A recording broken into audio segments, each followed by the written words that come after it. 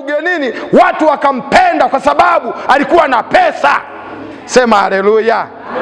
Bwana Yesu asifiwe sana. Pesa ilipoisha, kila mmoja akamwacha. Biblia inasema akawa mhitaji kama wengine, akaanza kuhitaji, tena uhitaji mbaya. Endelea kusoma pale. Alikuwa hajagundua kosa lake kwa baba yake, akatafuta mtu, akaenda kwake, akashikamana, akaenda shambani kwake. Akampeleka shambani ili alishe nguruwe.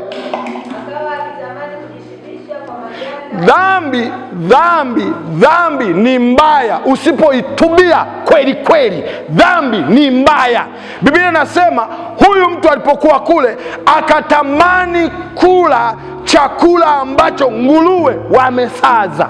Muulize mwenzako, hivi umewahi kumwona nguruwe anakula? Kwanza anakula kiuchafu, anakula mengine anayatema. Halafu huyu jamaa anasema yale uliyotema yale mimi natamani nile.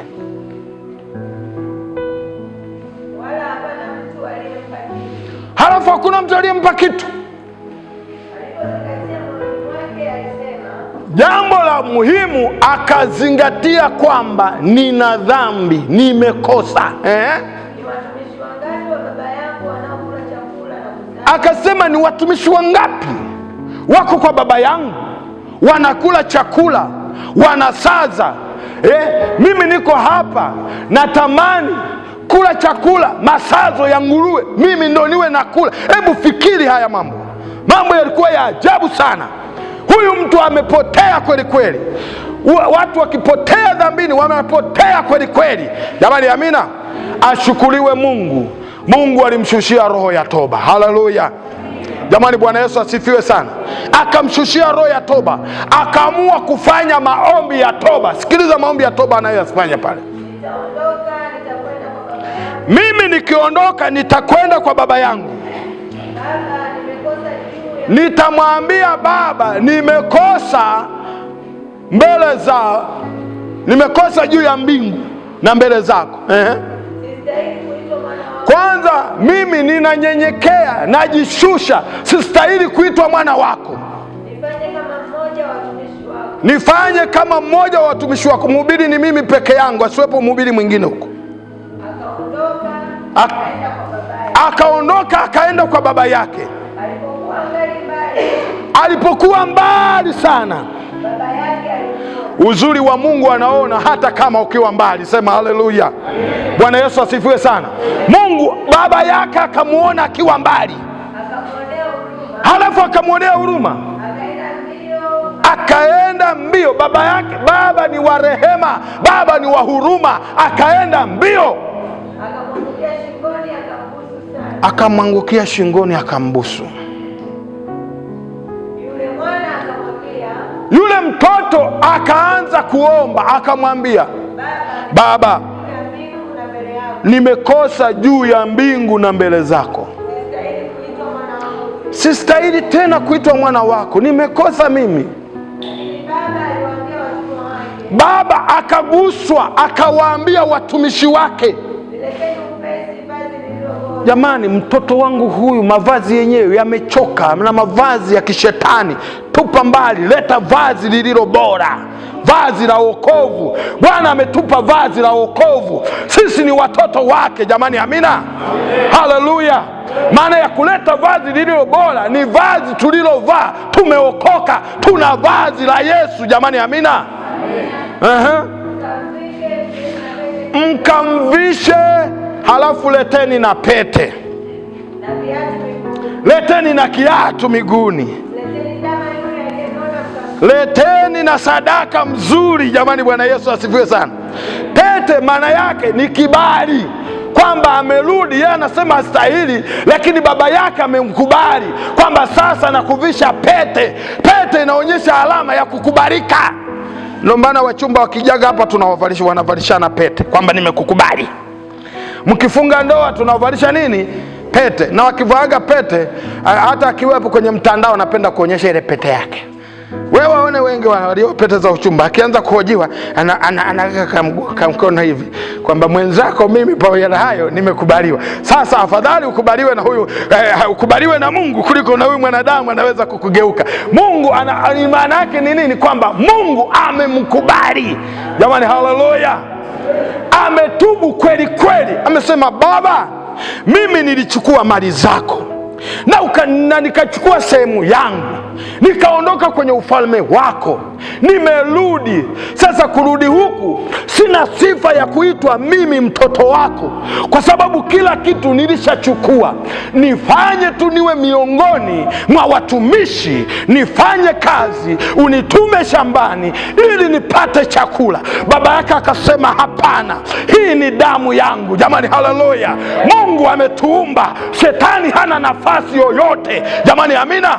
Mwendee Bwana kwa toba ya kweli na Mungu atakusamehe. Sema amina. Amen. Jina la Bwana libarikiwe. Leteni vazi, wakamvisha. Leteni pete, kwamba namrudisha, anakuwa mtoto wangu. Na akasema aliyepotea sasa amepatikana. Jamani, amina. Jina la Bwana libarikiwe sana. Hii ni toba ya kweli na Mungu anaisikia. Hebu tuone watu wachache waliotubu na Mungu akawasikia.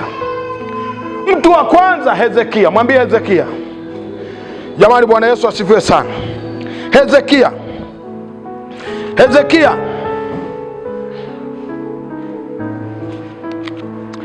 hebu nisomee Wafalme wa Pili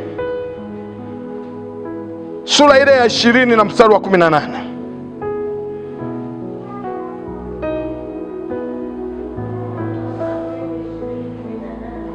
Ndio.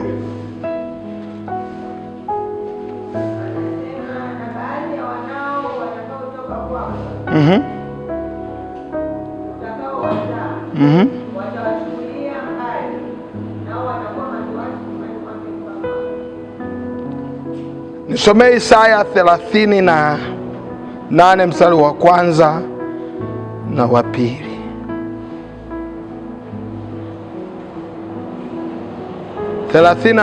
Isaya mstari wa kwanza mpaka wa 3.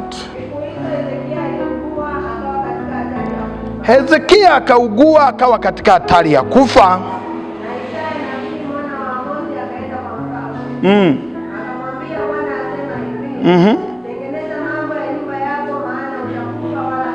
Sawa.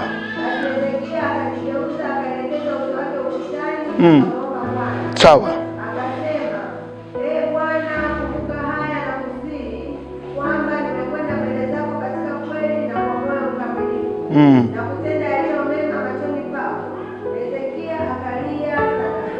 Amen. Bwana Yesu asifiwe sana.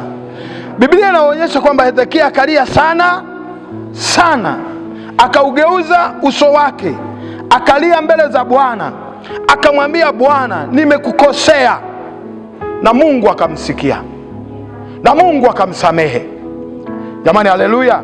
Yule aliyetuma ujumbe akapeleka tena ujumbe, akamwambia Bwana amekusamehe na Bwana amekuongezea maisha.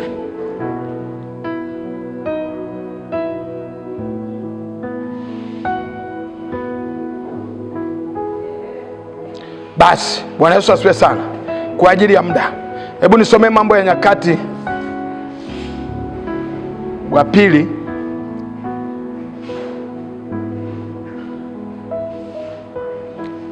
Nyakati wa Pili 35 mstari wa 20, 32 mstari wa 25 hadi 26.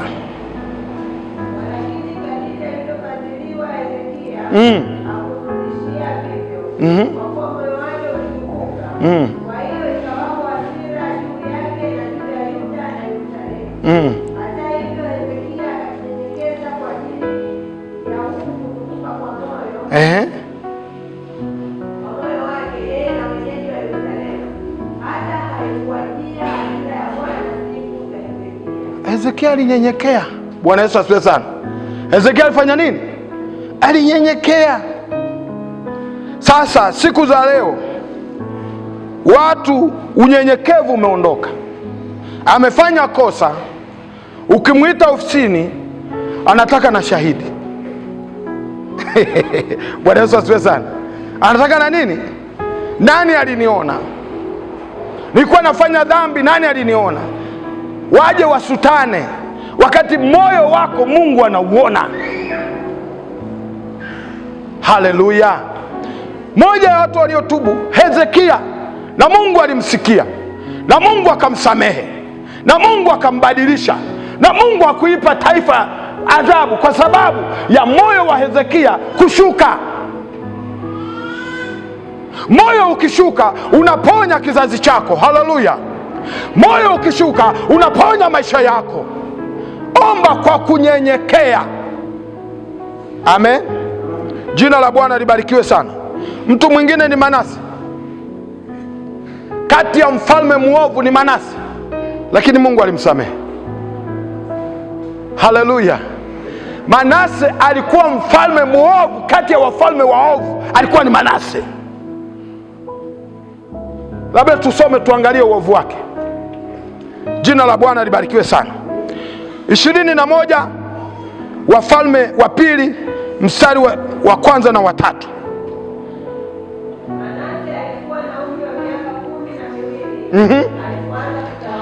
Alikuwa na miaka 12 alipoanza kutawala.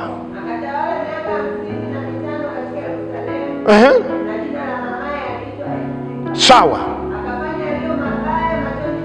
Akafanya yaliyo mabaya machoni pa Bwana, sawa sawa na machukizo ya mataifa. Unaona hicho kitu? Akafanya machukizo.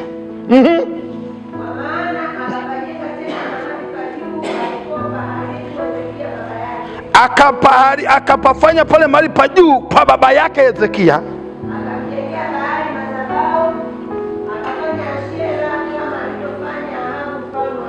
Akajenga madhabahu ya Baali kwenye madhabahu ya Mungu, akafanya maashera akayaweka pale.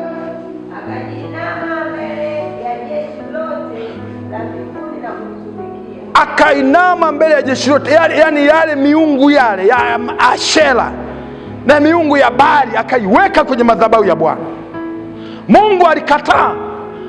Mungu aliwaambia wana wa Israeli, mimi ni Mungu mwenye wivu, lakini yeye akafanya hayo. Endelea kusoma.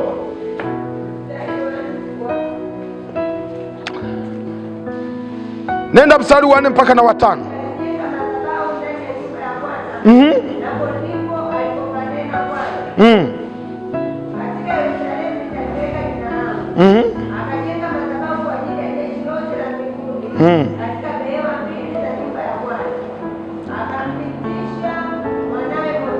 Akampitisha, maana yake akamtoa sadaka, akamtoa sadaka za nini wanaita nini, kafara. Akatazama bao, akafanya uganga, akafanya pepo la utambuzi. Huyu mfalme wa Israeli akafanya na uchawi, akafanya mabaya mengi machoni kwa Bwana. Halafu Mungu akamkasirisha, akaweka na sanamu ya kuchonga ya Ashera ndani ya madhabahu.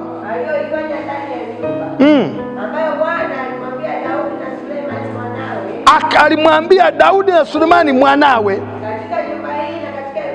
katika nyumba hii na katika Yerusalemu nimeichagua nyumba hii. Yeye anaweka miungu, anaweka waganga, anaweka kila kitu. Unajua inafika mahali watu sangine wanapoa kiroho, wanakwenda paka kwa waganga wa kienyeji, wanaenda wamepoa kiroho.